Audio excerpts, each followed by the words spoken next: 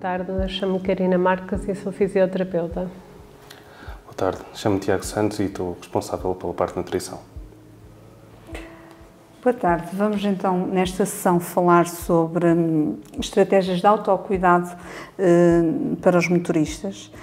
No fundo vamos falar aqui, explorar aqui algumas práticas de autocuidado que os motoristas podem ter em conta para poderem manter no seu dia-a-dia enquanto estão na estrada, está bem? Vamos então começar aqui pela fisioterapeuta. Que tipo de estratégias de autocuidado na área da fisioterapia é que os motoristas podem adotar durante estas jornadas que eles fazem diárias? Pronto, aqui na parte Interjós temos como política essencialmente a prevenção da doença, portanto uma promoção da saúde, e atuamos muito na área preventiva, através de exercícios de ginástica laboral, consistem mais na componente de alongamentos de estruturas musculoesqueléticas e tendinosas associadas aos movimentos repetitivos e ao sedentarismo que é inerente à profissão, e depois completamos com exercícios de fortalecimento das principais musculaturas que estão inativas. Eles passam muito tempo sentado, há muita fraqueza abdominal, que é muito propícia a criar depois lesões quando eles sobem ou descem escadas, ou quando têm que abrir ou retirar réguas. Pronto, e é necessário também focarmos na parte do fortalecimento muscular e não só do alongamento dos principais músculos tensos. Primamos na fase da prevenção.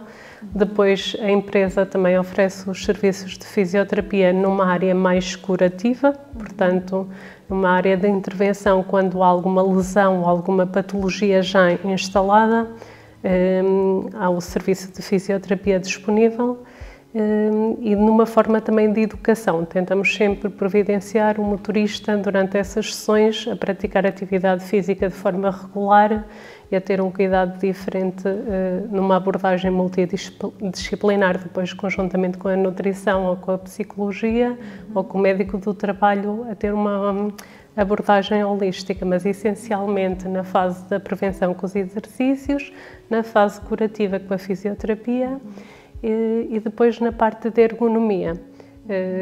Na parte de ergonomia é difícil dizermos como é que eles devem estar sentados 8 horas seguidas. Acho que é a parte mais difícil, não é? Sim, é impossível manter a postura durante esse tempo e, portanto, acaba por ser um bocadinho, não é ao gosto, mas de acordo com a estrutura corporal de cada motorista. Mas no dia-a-dia deles, existem exercícios que eles possam fazer para se sentirem melhor, para relaxarem, mesmo em determinadas situações de maior stress? Sim, conseguimos, pronto, temos três etapas de exercícios, isto é, com intensidades e níveis de intensidade diferentes, portanto, uns exercícios mais básicos, um grau intermédio, depois um mais elevado para quando eles já tiverem uma performance física também mais ajustada, e através destes exercícios, como pequenas massagens, às vezes através nos trapézios, alongamentos da componente cervical, que são os músculos que muito facilmente ficam tensos em situações de stress emocional, que carregam o nosso stress. Pronto, através desses exercícios conseguimos de alguma forma. E depois o exercício físico liberta muitas hormonas, não é? Que são responsáveis também pela nossa felicidade e o nosso bem-estar, e também ajuda sempre na parte da ansiedade e é responsável pelo bem-estar geral também do motorista. Portanto, tentamos também numa forma não só de atividade física, mas também englobar o motorista numa forma psicoemocional.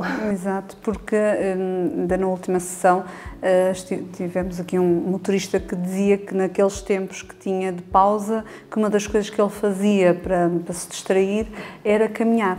Pronto. Mas nem todos têm essa vontade, não é? Nem todos fazem isso. mas acho que de facto é uma medida que todos eles deviam adotar. É um autocuidado. Um autocuidado essencial. Pronto, temos alguns que levam bicicleta, que andam de bicicleta, pronto.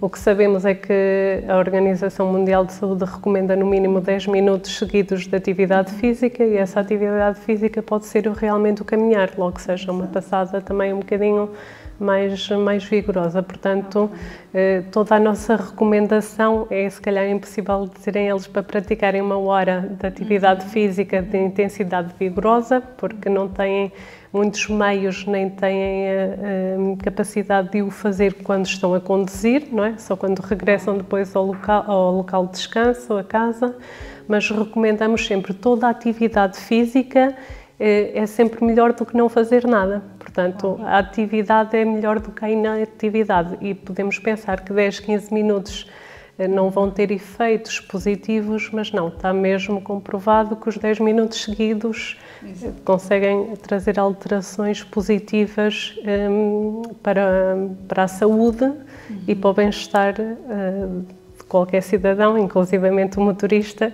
que por si só já é uma atividade muito sedentária, e temos que mudar um bocadinho essa mentalidade e fomentar também aqui a prática de uma atividade física regular. Ok. Muito bem. Em termos de, lá está, estava a falar de fazer automassagem, não é? Digamos assim, que também é algo que é aconselhável eles fazerem em momentos de grande stress.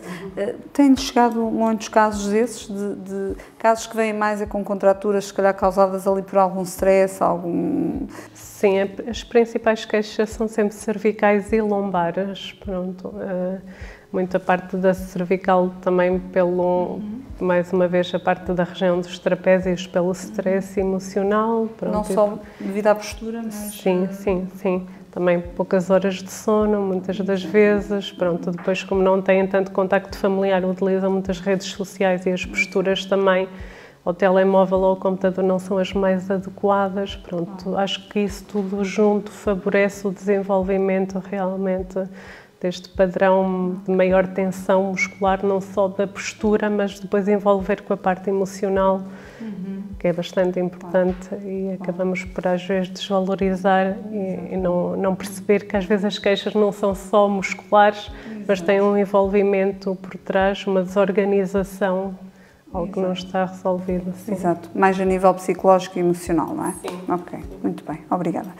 Em relação à alimentação, Dr. Tiago, também não, é algo que se calhar acaba por ficar um bocadinho negligenciado devido aos tempos que têm, devido às condições que têm, não podem cozinhar. Quais são as estratégias, os conselhos que pode dar a esse nível, cuidados a ter com a alimentação, com o motorista? Assim, é relativamente recente, digamos, esta área, e nós temos de trabalhar sempre em 2 frentes, que é a prevenção e a parte ativa, digamos antes assim, de curar alguma coisa. A nível de prevenção, eu acho que é a base e é o mais importante, porque estamos a falar de uma área que, eventualmente, é a base da nossa saúde. A alimentação é tudo. Mas também estamos a falar de um público-alvo que tem uma vida completamente desorganizada, quer a nível de horários, quer a nível de, digamos, atividade. Estamos a falar de motoristas que estão sentados 9 horas e deitados outras 9 ou 11. E o pouco tempo que eles têm, praticamente estão sentados. E isso vai trazer não só a vontade de, neste caso, negligenciar automaticamente a sua alimentação, como também a fase de stress, o facto de estarem longe, o facto de também não terem uma disponibilidade, porque um caminhão não é uma casa. E eu acho que o principal ponto e a principal frente que nós devemos, digamos, inserir e trabalhar mais seria a prevenção. E eu acho que isso passa muito por dar noções ao motorista de que não precisamos de ser completamente regulados em casos normais. Neste caso, é muito complicado eu estar a dar, por exemplo, um motorista, tu tens de fazer refeição A, B, C. Não tenho paciência para isso, nem a vida permite isso. Mas explicar-lhes como é que funciona uma alimentação padrão, mais saudável, inserido dentro do mundo deles, dentro do mundo do caminhão, e de certa forma facilitar e jogar com o psicológico, eu acho que é a estratégia mais inteligente a fazer. Não é fácil, estamos a falar de uma questão que envolve muito a vontade, e tendo em conta que estamos a falar de uma vida completamente solitária, a vontade nem sempre lá está, mas tem a ver com a consciencialização e educação do próprio motorista e, de certa forma, descomplicar aquilo que muitas vezes parece complicado. Eu acho que a prevenção vem muito por aí, vem pela educação. E falta, e é uma questão, a meu ponto de vista, problemático, não só a curto como a longo prazo, mas vai muito dentro dessa área. O motorista perceber e colocá-lo no mundo em que ele está, as condições que tem, o acesso que tem, e o meu papel na área da nutrição não é dizer-lhe tu tens de fazer isto, isto e isto, mas sim tens a possibilidade de fazer isto, isto e isto. E tendo em conta que estamos a falar de alimentação, também é interessante abordar, e eu acho que é assim que nós devemos pensar, não só a nível nutricional e alimentar, mas também fatores económicos e prático. Porque estamos a falar de um público-alvo, mais uma vez, que não tem paciência. Eles estão preocupados a que horas vão arrancar no dia seguinte, se vão trocar de reboque ou não, ou se vão dormir 9 ou 11, ou independentemente do horário que vão dormir.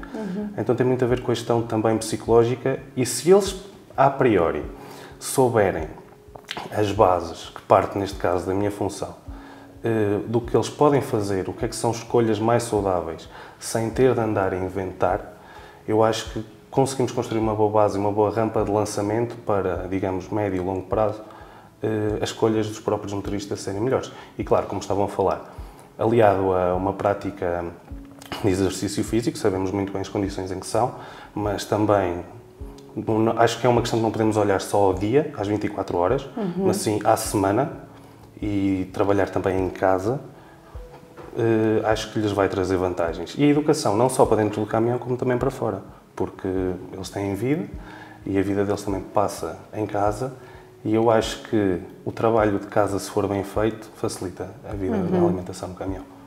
Mas quando diz isso, o trabalho de casa, é também eles próprios prepararem as refeições, aquilo que vão, por exemplo, estão 10 dias fora, Exato. Conseguirem definir mais ou menos o que é que vão comer? Sim, é assim, nós temos aqui vários tipos de pensamento. Isso depende, varia de motorista para motorista, de pessoa para pessoa. Agora, nós tanto temos motoristas que se calhar dependem de uma área de serviço ou das compras rápidas, como também temos motoristas que têm tempo em casa, preparam as refeições e preparam a viagem, e a sua base alimentar vai de encontro àquilo que eles preparam. E não tenhamos dúvidas que é completamente muito mais vantajoso e saudável quando temos um bom trabalho de casa, as refeições preparadas em casa, com todo o cuidado, e tendo eles noção daquilo que é um caminhão e da forma como eles podem armazenar e o tipo de alimentos que podem armazenar, não só vamos retirar a tendência de ir ao rápido, que se vende pela Europa fora, como também eles vão ficar mais saciados, nutricionalmente com vantagem, e torna-se muito mais fácil de regular não só eles próprios as vontades e os apetites, mas também criar-lhes uma espécie de uma rotina no mundo onde a rotina não é o normal. Eu acredito que vai muito por aí, daí eu focar muito na questão de colocá-los no mundo e perceber o que é que nós temos à nossa volta. Ok. Então, portanto, não apresenta um plano alimentar, uma coisa fixa, mas sim o tipo de alimentos que eles podem consumir e que podem ter mais vantagens, digamos assim. Tanto a priori, sim. Agora, depende de caso para caso. Por exemplo, se for um caso que estamos a falar de um indivíduo que precisa tratar alguma coisa, ou até uma pessoa mais disciplinada, que eu vejo que está predisposta a fazer algo regular. Aí temos um tipo de abordagem. Plano alimentar, normal, já estamos a falar de, digamos, algo mais específico. Agora, acredito que não seja a realidade da grande maioria, ou seja, temos de trabalhar muito pelo fator recomendação. Temos o plano, mas não vou dizer é isto, isto, isto, isto. Não. As suas condições são estas. Então, por exemplo, numa hora de almoço, dou-lhe uma panóplia de possibilidades, não só a nível do alimento em si, mas a forma como ele pode confeccionar, como é que ele pode trazer, se surgir algum problema, estar logo ali na frente para explicar. Ok, o caminhão funciona assim, os horários funcionam assim, então existe esta possibilidade. E trabalhar muito um bocado a mente do próprio motorista, não é? Porque, a priori, a paciência e o cansaço são coisas que estão sempre presentes, neste caso a paciência não tanta, e depois de estar 9 horas, 10 horas, 11 horas a conduzir, só o simples facto de sair para comer ou cozinhar, não é toda a gente que está predisposta a isso. Exatamente, claro.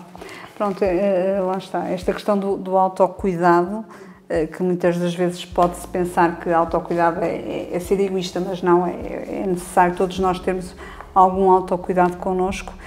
Passa muito por esta questão física, o cuidado com a alimentação, o fazer exercício físico, a questão psicológica, o autocuidado mental é essencial, não é?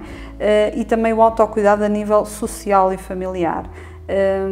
Portanto, aqui nesta sessão estamos aqui a abordar três vertentes que são importantíssimas no autocuidado, que é a questão do corpo, a alimentação e a parte psicológica, que isto é fundamental. Nem sempre é fácil realmente eles manterem estas medidas de autocuidado, mas tendo alguma orientação, eles provavelmente irão conseguir implementar estas medidas com uma maior facilidade.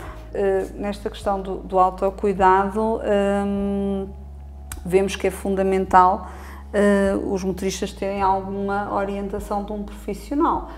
Por parte da nutrição, apresentar diversos planos que se adequam mais a cada pessoa, não é? E na parte da fisioterapia, devido ao sedentarismo, devido ao stress, existem aqui uma série de complicações que podem ser tratadas individualmente.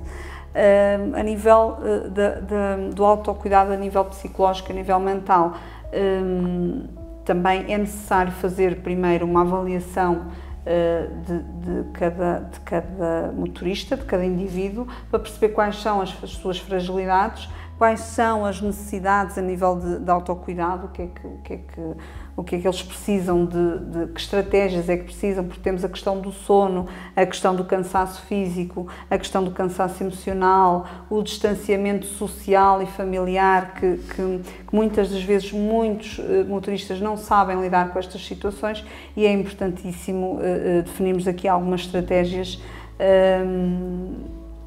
para cada um deles, porque cada pessoa é um só e cada um necessita de estratégias diferentes, e por isso a Path Inter está preocupada com este tipo de questões dos seus motoristas, e serão definidas estratégias, serão definidos programas de apoio, tanto a nível da nutrição como a nível da fisioterapia e da psicologia, para ajudar os motoristas nestas questões. Por isso estejam atentos às redes sociais, que iremos ter novidades em breve. Obrigada pela vossa presença.